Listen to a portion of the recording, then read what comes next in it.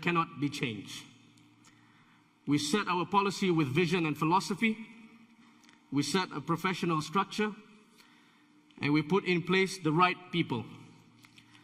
During this process, and to this day I am very hands-on because I want to know everything that is going on in the club.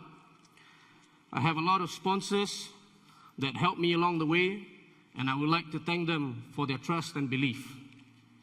The project is not just about football. It's about the unifying factor, and it's very important for my state that regardless of what race or any religion, I would like to see my people unified. Football gives us the same sense of identity to tell the world about where we come from, which is the state of Johor.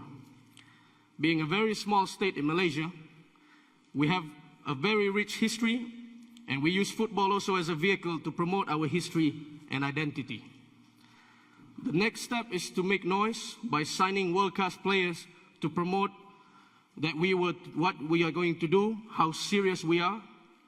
And at that time, I had the choice of whether I wanted to invest on a foundation of youth development or invest in quick success. So far, I believe that visiting all the top clubs have really helped me a lot here and changed my perspective so that I can now use to benefit football in my country. JDT has successfully changed the face of Malaysian football. We have been progressing very fast in a short period of time.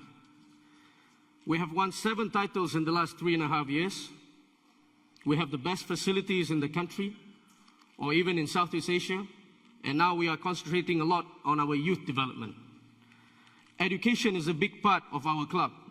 We are not only forming a relationship with some of the top clubs in Europe to improve our football development, but also to focus on educating the youth. Our staff at JDT is very multiracial. Our coaches and technical staff come from different parts of the world: Argentina, Spain, Mexico, Croatia, Germany, and Australia. We believe this is a good approach because football is constantly evolving, and we can learn a lot from what's happening in different football environments. Even though at the moment we have our coaching position occupied by foreigners, everyone is working towards upskilling the local coaches in my state so that one day we will be able to have local coaches in the key technical position in the club. We have started this process with our coaches spending time recently on educational coaching program attachment with academies of Valencia and Sapporo in Japan. I hope that our clubs in Southeast Asia can also learn as much as they can from Europe or other top clubs around the world from South America or even Southeast Asia and Asia. I hope that clubs in my country will learn how to utilize our financial resources and not to overspend. People in Southeast Asia should realize how important and powerful football is. It's the most popular sport in the world where you can see young kids playing on the streets and people who love to watch and support football, whether they are kids or elderly people, regardless of race, religion, and that's the power of football. It unifies people.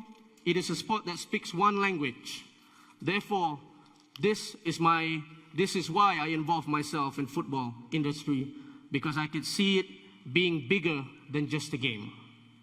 It is not just a game. It's a very powerful tool that can be used when implementing educational programs, teaching people respect, respecting other cultures, respecting one another from different parts of the world. TV rights are a big problem in my country. In other successful football countries in Europe, TV funding is the backbone of financial backing at a football club. Whereas in Malaysia, we really have to look into it to improve that so that we can improve TV rights for all the participating teams in the country. Big companies should spend more on promoting football in Malaysia and Southeast Asia. When people ask me about my vision on how improving football in my country, I say to fight for improving TV rights for every club as a priority. To participate in the league, it should be compulsory for every team to have a youth development project. And obviously to improve the football facilities. These are the first three things I really encourage. We cannot allow our egos to get in the way in Southeast Asia. We can't think that we know everything because we don't. We lack a lot of knowledge when it comes to football, and that's the reason why I'm here. I don't mind putting myself down to learn as much as I can from successful people, and hopefully I can contribute this knowledge for my club and football in my country. I would like to say thank you once again. I would like to thank my family, my wife, my team of people who have always been supporting me. I would also like to thank all our many sponsorship back home. One person I would like to especially thank in particular is Mr. Peter Lim, the owner of Valencia, for all the advice, guidance, and support he has given me along the way. Last but not least, I would like to thank all of you for giving me the chance and privilege here to speak at the World Football Summit. It has been a pleasure and a great honor for me to share as much as I can in this beautiful football industry of ours. Thank you very much, ladies and gentlemen.